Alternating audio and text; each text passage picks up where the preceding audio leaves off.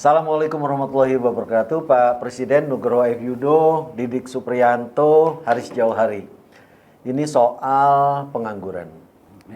Pak Presiden, ini ada data dari Mas Didik, BPS. data BPS, bahwa pengangguran makin tinggi dan sayangnya, ya bukan sayang sih ya, tapi lapisan yang menganggur juga makin terdidik, makin tinggi pendidikannya. Ya, gimana tuh ceritanya? Ya, ini data BPS terakhir ya. Total pengangguran 7,2. Tingkat pengangguran tertinggi di Indonesia berdasarkan jenjang pendidikan. Jadi SMA 7%, SMK 9% paling tinggi itu. Terus D1 sampai D3 4,8%, D4 sampai S3 5,25%. Artinya yang kuliah itu sampai doktor, mulai D1 sampai doktor 5% nganggur. Bukan jadi 4 tambah 5, 10%. 10% nganggur. Iya. 4,8. Itu kan D1 sampai D3, ya. D3. Kan D1 juga kuliah kan? Iya, iya. Kuliah. Jadi mereka yang kuliah atau lepas SMA, SMK 10% nganggur. Melanjutkan kuliah itu 10% Pendidikan tinggi itu. nganggur. Pendidikan tinggi kan. Nah, yang juga memprihatinkan adalah SMK. SMK nganggurnya 9%. Padahal kan SMK ini dibuat untuk orang kerja. Ya, di idenya, gagasannya, tujuannya, targetnya begitu lulus langsung kerja. Lah ini malah banyak yang nganggur. Nah, Pak Nuk gimana ceritanya? Ini kalau SMK itu kan sebenarnya kuncinya itu link and match. Link and match untuk tenaga-tenaga terampil tapi di bawah. Jadi harusnya dunia industri dengan dunia pendidikan itu nyambung. Match-nya di situ. Nah, gua nggak ngelihat nyambungnya di mana? Forum apa yang secara rutin dilakukan oleh pendidikan yang membawahi SMK dengan misalnya para pengusaha Kadin atau apa yang membawahi untuk urusan riset dan pengembangan industri. Itu gua nggak lihat apa forum yang mereka rutin dibikin. Akibatnya ini salah satu contoh aja. Kita tiba-tiba yang namanya desain visual, desain apa lewat itu tiba-tiba kebutuhannya tinggi. Itu banyak universitas yang langsung mematchkan dengan membuat jurusan baru, namanya jurusan DKV. Gue inget banget itu, hampir semua universitas di negeri ini tiba-tiba punya jurusan. Termasuk DKV. yang swasta juga enggak itu? Yang swasta juga ada yang masih jurusan, ada yang bahkan sudah fakultas. Jadi ada yang fakultas DKV atau jurusan DKV. Di tingkat bawahnya SMK juga masuk ke DKV. Itu kan kalau universitas kira-kira 4 tahun baru hasilnya kelihatan. Yang SMA, SMK 3 tahun baru hasilnya. Setelah lewat waktu, kebutuhannya ditutupi oleh sarjana-sarjana lain. Kadang-kadang kita kan itu misalnya untuk DKV ternyata yang dari grafis, dari ITB bisa mengisi. Sehingga ketika perguruan tinggi ini menghasilkan lulusan, kebutuhan bisnis udah turun. Udah menurun sehingga lalu banyak yang nganggur.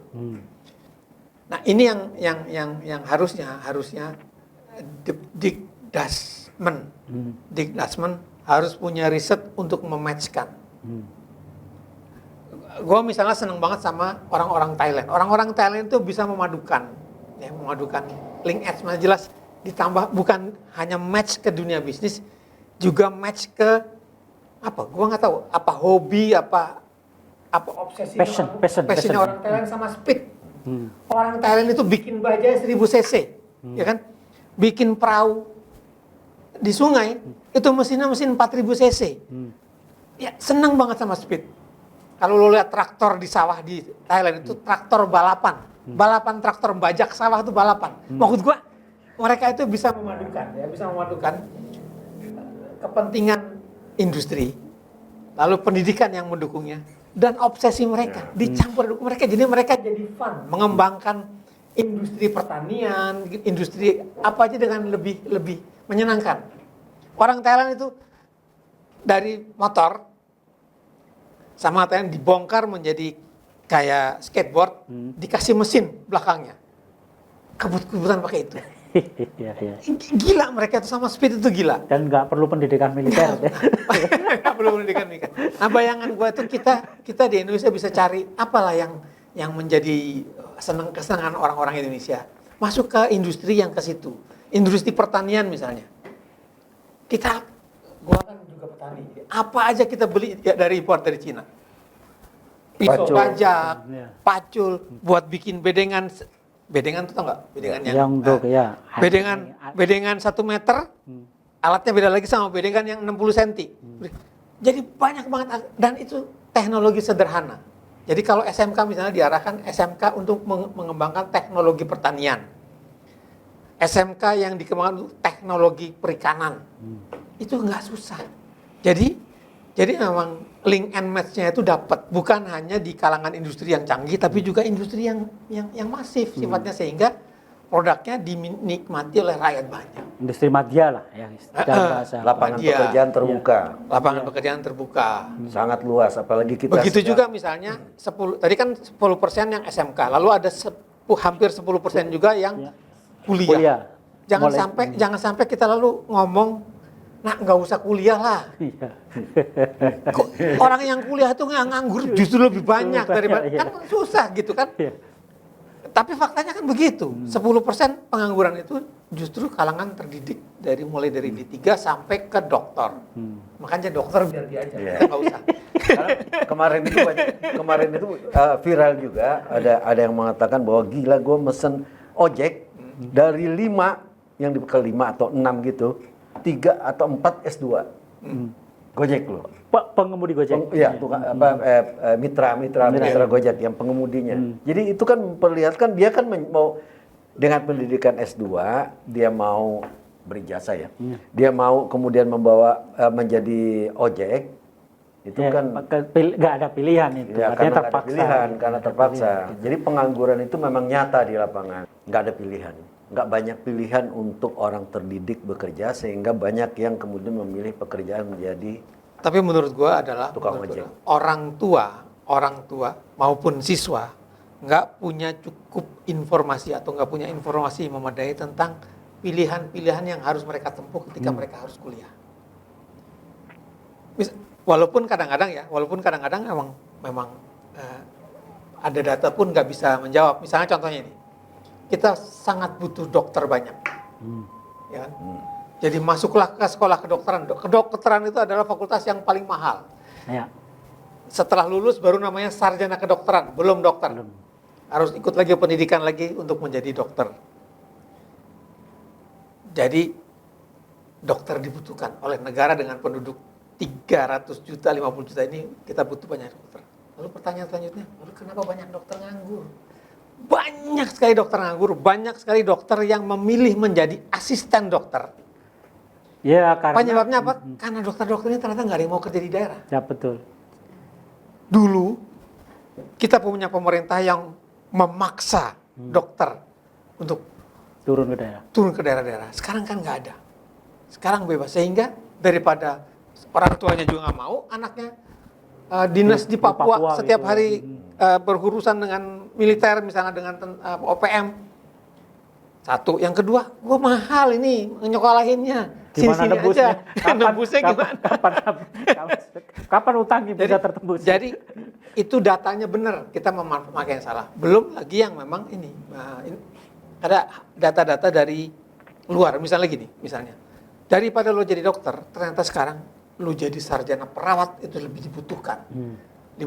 Apalagi kalau mau keluar negeri. kerja ke luar negeri. Jadi perawat aduh itu lo merem.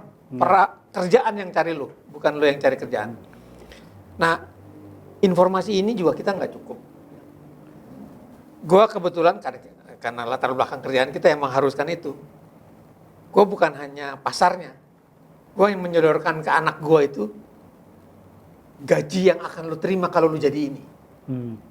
Jadi anak gua satu gua masukin biologi. Yang satunya gua masukin jadi cyber security. Itu ya iming-iming gue adalah lo lihat gajinya. Lo lihat buka di Google gaji seorang biolog keluar, dia tertarik sama gajinya. Jadi berhasil. lulus, jadi biologi, Biologis. Kerja, biologis. Begitu kerja, ikut bapaknya orang komunikasi juga. Jadi agak putus asa gue sebenarnya. Gue tadinya udah mau memuji. Wah, ini bapak yang bahagia, ini anak nurut, tapi segala macam. Tapi teman anak gue 2, dia biologi, temennya dia ambil biologi ditambahin biologi pangan. Yang biologi pangan sekarang menjadi profesor di universitas di Amerika. Jadi memang orang tua itu harus membuka wawasannya si anak tentang yang namanya dunia tenaga kerja. Pengangguran kan bukan hanya urusan orang tua. Pengangguran itu kan urusan pemerintah. Ya, urusan negara lah. Urusan Ya, makanya negara wajib memberikan pekerjaan. kalau lu sebagai orang tua, lu mengatakan lu sukses, oke lah kita, ya kan, kita dukung aja. Tapi ini kan persoalan pengangguran adalah persoalan bagaimana Pak Presiden harus melakukan.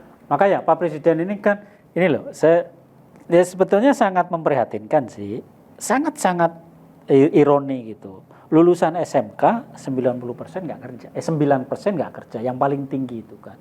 Padahal kan SMK itu memang tujuannya untuk begitu lulus dapat bekerja. Kan ada yang salah itu. Tadi sudah disebutkan oleh Pak Nuk, link and match-nya nggak ada, nggak terjadi. Karena industri nggak pernah kelihatan nih bagaimana komunikasi antara industri, katakanlah yang industri dulu ya, dengan Kementerian Pendidikan atau Kementerian atau pemerintah provinsi lah yang menangani SMK. Ini kan nggak pernah kelihatan gitu. Nah, saya ada contoh itu SMK Jarum ya, di Kudus. Jarum perusahaan ya, perusahaan rokok. Perusahaan rokok. Dia bikin SMK dan 100% begitu lulus kerja. Tidak Kenapa? ada yang nganggur. Ya, tidak ada yang nganggur. Kenapa? Ya karena bidang-bidang garap yang dipelajari di Sekolah SMK itu di sekolah itu udah otomatis saja nanti masuk ke perusahaan-perusahaan Jarum. Kan Jarum punya banyak macam perusahaan kan, mulai dari BCA sampai mobil listrik yang baru Polytron itu dia punya semua. Sehingga ketika perusahaan besar ini bikin SMK, udah otomatis tuh barang gitu. Nah, pertanyaannya kalau Kementerian Pendidikan dan Kebudayaan memang tidak mampu meng-link and match-kan itu, kenapa pemerintah nggak bikin kebijakan, kasihlah insentif kepada perusahaan-perusahaan besar yang memang membuat sekolah khusus untuk melayani kebutuhan industri dia. Ini misalnya ini PR-nya Kang Dede nih, BYD bikin BYD lah. BYD. Merek mobil dari Cina. Bikin pabrik di Subang. Katanya akan ada 18.000 kerja. Tapi kan ini jangka panjang nih. 20, 30 bahkan 50 tahun yang. Kenapa nggak dikasih insentif untuk bikin sekolah sekalian gitu loh. Sehingga hasilnya masuk ke situ BYD. gitu. Nah, ada juga pengalaman. Ya, maaf, ini pengalaman di Jawa Tengah juga ya. Soalnya kamu sensitif kalau saya ngomong Jawa Tengah. Enggak, gue sensitif kalau UGM aja. Nah, di Jawa Tengah itu ada SMK Jateng. Ini sekolah khusus SMK dibikin oleh Pemprov Jateng. Sekolah untuk anak-anak miskin, boarding. Itu ada 5 sekolah di sana. Tadinya 3, sekarang 5. Mau dikembangkan ke 15, tapi gara-gara COVID, nggak jadi. Nah, masuknya susah. Kalau nggak orang miskin, nggak bisa masuk situ. Apa sekolahnya? SMK dan SMK ini link and match-nya langsung ke perusahaan-perusahaan itu. Kenapa? Karena dinas menghubungi perusahaan-perusahaan yang ada di sekitar sekolah itu untuk memastikan kebutuhannya apa, dan kemudian perusahaan-perusahaan ini ikut terlibat proses penyiapan kurikulum, bahkan peralatannya, peralatan lab gitu, sehingga 85% lulusannya itu langsung diterima dengan berbagai macam jurusannya. Yang di Purbalingga berbeda dengan yang di Jepara, berbeda dengan yang di Semarang, karena sesuai dengan kondisi masing-masing. Tapi kan itu mensyaratkan Pemprovnya aktif, dinasnya aktif. Kalau Pemprovnya nggak aktif, gubernurnya nggak aktif, yang link and match ini nggak terjadi. Gitu. Bahkan menurut gue ya harusnya lebih diturunkan lagi sampai ke tingkat sebenarnya tingkat kabupaten itu link and match-nya di tingkat kabupaten. Ini gue cerita aja. Perusahaan tempat gue dulu kerja melakukan hal yang sama. Karena kita perusahaan media, kita bikin kampus universitas multimedia dengan harapan bahwa kita tinggal petik. Angkatan pertama lulus, sebagian besar masuk langsung. Angkatan kedua langsung masuk. Lama-lama tenaga kita penuh kan, udah terisi semua. Tapi kita komit untuk janji untuk memberikan kemudahan. Lalu mulai dites, tesnya lebih susah lah. Angkatan ketiga terima. Lama-lama perusahaan kebutuhannya udah terpenuhi, sekolah terus saja menghasilkan lulusan. Kan sekolah nggak mungkin dibikin untuk jangka pendek, dia untuk jangka panjang. Lalu, nah ini masalah yang akan dihadapi. Juga jangan-jangan juga akan dihadapi Jarum ketika misalnya terus saja. Apalagi ketika SMK-nya menjadi SMK populer, semua orang tua pengen menyekolahkan ke situ, sementara Jarum habis itu habis tenaganya. Sehingga lalu memang harusnya ke tingkat kabupaten. Lulusan UMN mungkin kalau dikirim ke daerah-daerah akan ditampung. Tapi kan orang-orang Jakarta. Jangan-jangan anaknya yang nggak mau gitu loh. Ya, makanya sekolah itu harus diturunkan sampai di tingkat bukan tingkat pusat, bukan juga provinsi, tingkat kabupaten. Sehingga misalnya Solo memutuskan untuk bikin SMK batik, nggak apa-apa.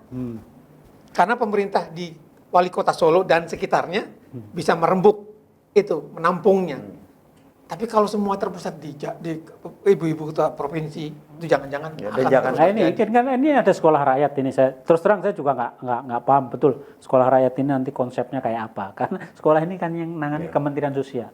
Kementerian Pendidikan saja yang sudah puluhan tahun, bahkan sudah hampir seusia Republik ini ngurusin pendidikan, nggak beres-beres, apalagi Kementerian Sosial. Tapi ya nggak tahu lah Pak Presiden mungkin punya. Jangan lupa masih ada lagi sekolah-sekolah seperti pesantren. Yang sekarang juga memasukkan vokasi di dalamnya. Betul. Ada pesantren yang jago-jago IT, ada pesantren yang itu banyak sekarang mulai. Itu kan menambah apa? Menambah jenuh dunia kerja. Dan ini kan bukan hanya soal SMK. Tadi kan ini beratnya ngomongnya ke arah SMK terus kan, kejuruan. Ini kan kuliah. Yang kuliah. Jadi kan pengangguran ini dalam tanda kutip masif. Ya kan? Masif nih kan. Dan ini akan merugikan Pak Presiden.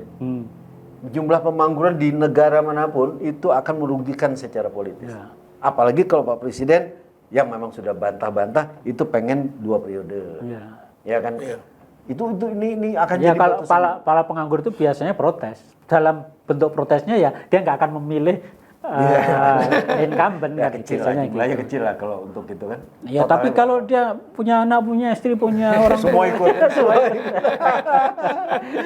Ya Pak Presiden ini hanya sekedar bukan warning atau semacam itu, ini hanya sekedar pandangan dari kami yang mendengar apa yang dikeluhkan oleh banyak orang di luar sana.